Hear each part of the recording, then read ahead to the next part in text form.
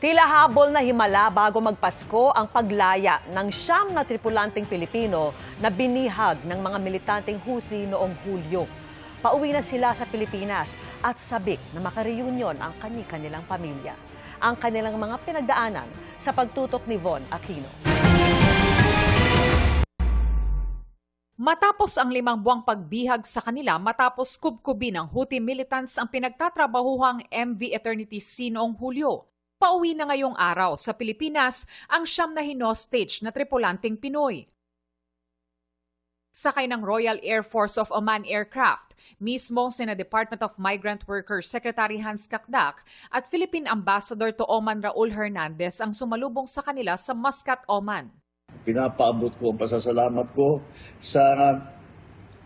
sa Sultanate of Oman. Ang namumuno ay ang Sultan Haitham bin Tariq.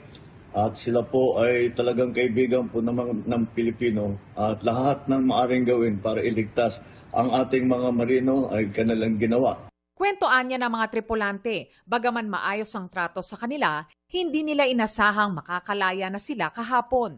Hindi nila inaasahan, sabi nila ay merong chance ng kanilang pagpapauwi pero hindi nila inaasahan na ngayong mangyari. Pagdating sa hotel sa Muscat ay agad nakatawag ng libre sa kanilang mga pamilya ang mga tripulante. Ang unang pagkakataon matapos ang pagbihag sa kanila. Pasalamat tayo sa DSA kasi syempre naiwanan nila sa barko yung mga travel documents nila kasi lumubog yung barko. So ngayong gabi na-witness ko mismo ang pagpapasinaya ni Ambassador Raul ang pagbibigay sa kanila ng travel documents in Europe, their passport. Ayon sa DMW, tatanggap ng tulong pinansyal ang mga tripulante at tulong mula sa ibang ahensya. Posible ring sa linggo maiuwi ang labi ng isa pang tripulante ng MV Eternity Sea na nasawi. Kaugnay naman ang Pilipinang nasawi sa sunog sa Hong Kong. Ayon sa DMW ay sinasaayos ang pag-uwi ng mga labi ni Marian Pascual Esteban. Tutulungan natin yung pamilya na yan. Na-meet ko yung 10-year-old son. Tutulungan natin yung 10-year-old son. At si Mayor Kit Nieto ay nagpo-provide din ng tulong niya sa pamilya, sa 10-year-old son.